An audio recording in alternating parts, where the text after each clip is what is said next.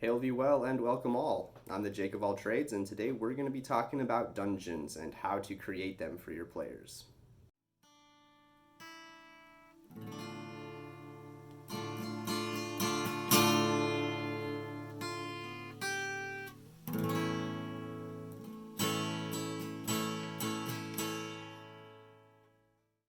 Now, this is the first in a two-part episode. The second part, I'm going to be telling you or showing you how you can populate your dungeon. But right now, we just want to create that dungeon. We want to figure out some questions about it, and those are going to be the five main W's: the who, what, where, when, and why.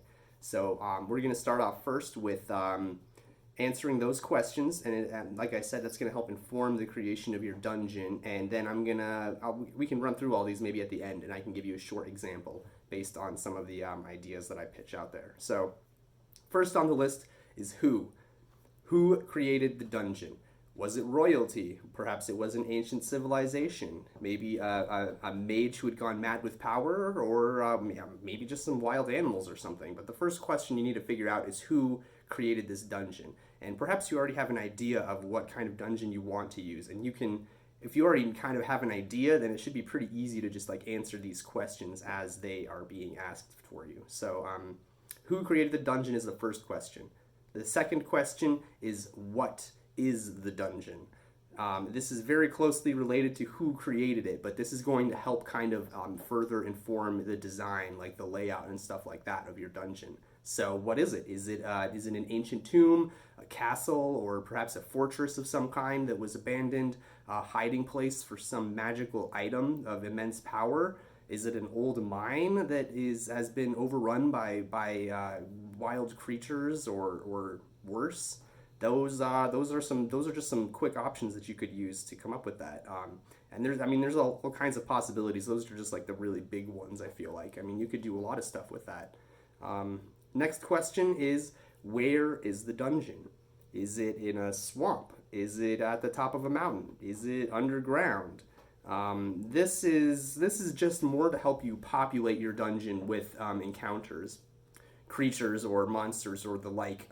You can, by knowing where the dungeon is located, it'll help you fill it with creatures that are appropriate for where it's at. If it's underground, then you know that you can have lots of like creatures with dark sight or that live underground. And we'll do another episode on like coming up with random encounter tables and stuff like that, and I can show you some of the resources I use depending on the environment where I like to figure out what kind of creatures they might be facing there.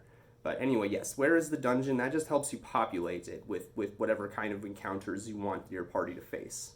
The next question we have is, when was your dungeon created? How old is it? What parts of it are still standing? What parts have collapsed or broken? Again, this is going to help you design and inform the layout of this dungeon. It's, you can, if it's really, really old, then you can have like, collapsed tunnels or broken down stairs.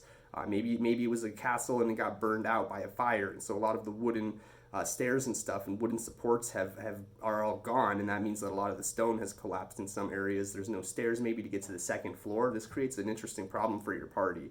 But yes, you want to figure out when it was created, because this is going to help add a little flavor to the dungeon. And the last question you want to ask is why.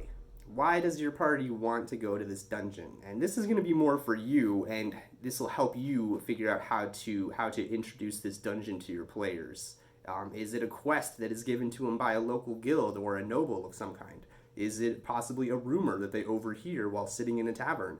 Or perhaps it's curiosity. They just see this thing in the distance, or they come across it on another adventure and they start to wonder, hey, what is this place? Maybe we should check it out. Is it just plain old curiosity?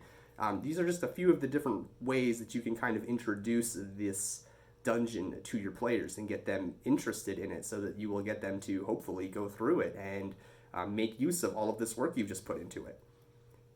And now that we've gotten all that taken care of, I'm going to do a quick run through of these questions, and we're going to see if we can quickly build just an example dungeon in this, this is purely conceptually designing your dungeon here. So who created the dungeon? Using the examples that I had already pitched, I'm going to say it was royalty. Okay? and that will help inform it. Now we go to what the dungeon is: tomb, castle, fortress, hiding place, and old mine. We'll go to a castle or a fortress because I like that idea of when I said when it was created with the fire burning the place out. We're going to go to that in just a second. Though, where is the dungeon?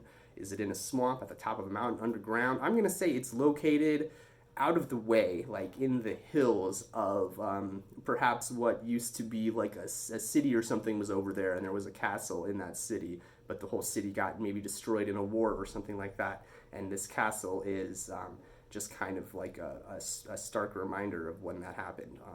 Years and years ago, which is we get down to when it was created now. So where is it? It's in a bunch of hills. When is it? It is like several decades ago, maybe 20 or 30 years. And let's say that the whole town like burned down in this big fire maybe, and that would happen when it was being raided by another army or something like that.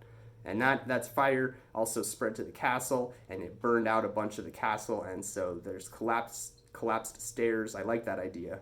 Because it kind of makes it so the players have to, get inventive as to how they're going to get to that second level, or third or fourth possibly, depending on how big it is. We'll cover that in the next episode. And so that's when it is. And we know that like a lot of the stone structures are still going to be standing. Maybe like the walls of the city are still there. Maybe there's like a few stone buildings that are still kind of standing, but like completely gutted by the fire. And then there's the castle, which, I mean, a lot of it is still standing, but then there's a lot. Like maybe there's a couple like towers that have collapsed because they would have been supported by like wooden beams and stuff like that. Maybe the stairs are gone. Cellars are maybe wiped out, but there are like a lot of stone floors. There's a lot of stone that supports this thing, and so a lot of it is still standing as well. But you could have like busted out halls perhaps, or something like that. Maybe halls that have collapsed inwards because when you're populating this thing, who knows? It's in the hills. Maybe you could have like a minotaur or something who's like roaming around there, or like a couple minotaur, something that's big enough to like break down a wall if it wanted to, like make its own door. So those are some ideas for like what's still standing, what has collapsed, what's broken, and why does our party want to go there? Well, they are, I don't know, they're sitting in a tavern after their last quest, and they hear a rumor from one of the patrons about this old city, castle, whatever, that used to stand above the city, and it was all destroyed in the last Great War. And no one who has ever gone there has come back alive. That's a pretty generic, cliched rumor, right? That'll get the party interested. Like, ooh, wow, maybe we should check that out. I bet there's some valuable stuff there if a lot of people have gone to, and no one's come back. Or, maybe there's some renown to be earned.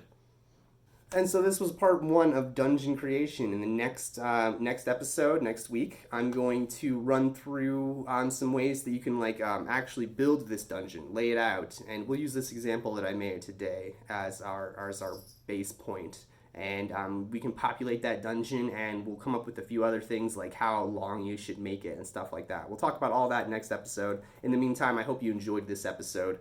If you did, hit the like button. If you really enjoyed it, hit a comment. Drop a comment or subscribe to the channel. I always appreciate having subscribers, so do that. Also, if you really would like to see me run a D&D game, check out our Twitch stream that I run with me and my friends. I've got a link to that in the description, and there's also a link to the to our YouTube page where we upload all of our Twitch videos on YouTube every following Monday that we play. So there's also a link to that down there. Check those out if you are into D&D and you want to help support a new Dungeons & Dragons stream. In the meantime, have a good one, guys, and I'll see you next week. Peace.